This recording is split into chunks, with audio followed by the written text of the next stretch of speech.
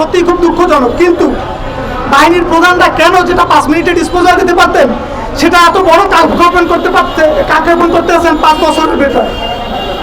আমার প্রশ্ন হচ্ছে বাহিনীর প্রধানরা 5 মিনিটে যেটা ডিসপোজাল দিতে পারবেন সেটা কেন 5 বছরের কাকক্ষেপণ করতে আছেন? আমাদেরকে কেন রাস্তায় নামানো হচ্ছে? বাহিনীর প্রধানদেরকে প্রধান উপদেষ্টা যেহেতু বলে দিচ্ছেন মেনে নেওয়ার জন্য, তাহলে তাদের আমাদেরকে দিতে সমস্যা কি? এটা তো বাহিনীর প্রধানের বাবার সম্পদ না, আমার নিজের অধিকার আমি ফিরে চাচ্ছি। তাহলে জেনারেলদের আমাদের দাবি মেনে নিতে তাদের ক্ষতি রেখে, এবং তারা মেনেও নিয়েছে।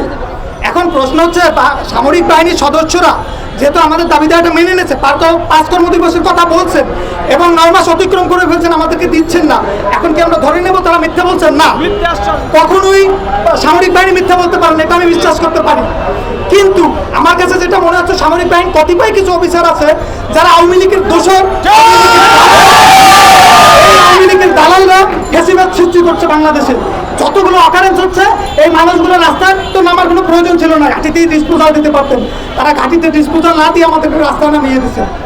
আমাদের সহযোগিতা প্ল্যাটফর্মের প্রধান সমন্বয়ক থেকে শুরু করে 7 জনকে তারা গ্রেপ্তার করেছেন বিনা অপরাধে। কোনো ওয়ারেন্ট ছাড়া কি মানুষ গ্রেপ্তার করা যায়?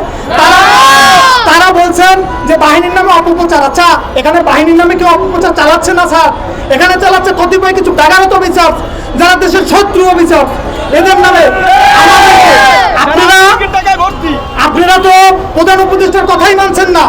আপনারা বাহিনীর প্রধান হয়ে বসে আছেন, প্রধান উপদেষ্টা বললো আপনাদেরকে মেনে নিতে, কিন্তু তার কথা মানছেন না। তাহলে আপনারাই তো চেইন অফ কমান্ড ফেল করতেন। আপনারা বলতেছেন আমাদের সৈনিকদের চাকরি ফেরত দেবেন না, কেন দেবেন না রে ভাই? দেশের প্রধান উপদেষ্টা যদি বলে যে এদেরকে ফেরত নেওয়া হোক, আপনার সমস্যাটা কোথায় ভাই?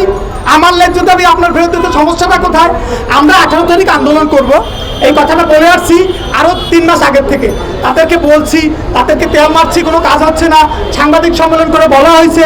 এরপরে তারা কি করলো, আমরা যাতে আন্দোলন না করতে পারি, যেরকমের হয় যে আওয়ামী লীগের সময় ওই ভোটের রাতে বিএনপি এবং জামাতকে যেরকমের গ্রেপ্তার করা হয়তো, আমরা যখন আন্দোলন শুরু করব ঠিক 17 তারিখ, আমরা 18 তারিখে আন্দোলন করবো জাহাঙ্গীরনগরে, তারা 17 তারিখে আমাদের নেতাকর্মী গ্রেপ্তার করে নিয়ে গেছে। এটা কি ফ্যাসিস্টদের ব্যবহার লালন করতেছেন না? আচ্ছা, একটা বাহিনীতে ফ্যাসিস্টদের ব্যবহার যদি আপনারা লালন করেন তাহলে এই বাহিনী টিকবে? আমি একটা কথা বলি, আজকে আমি কথা বলছি, আপনারা মিডিয়া সাক্ষী, দেখবেন আমাকে গ্রেপ্তার করে ফেলছে। কারণ জেনারেল ওয়াকারের বিরুদ্ধে কথা বলা যাবে না, তাকে মিডিয়ারা প্রকাশ করতে আছে আইএসপি এর মাধ্যমে। সে নামাজ পড়ে, সে কাকরাইল মসজিদের ইমাম সাহেব বাইতুল মুকাররমের খতিব। উনি যদি বাইতুল মুকাররমের খতিব হইতো, উনি হাসিনার পালাইতে কেন সহযোগিতা করলেন? উনি আওয়ামী লীগের অনেকগুলো নেতাকর্মীর পালাইতে কেন সহযোগিতা করলেন?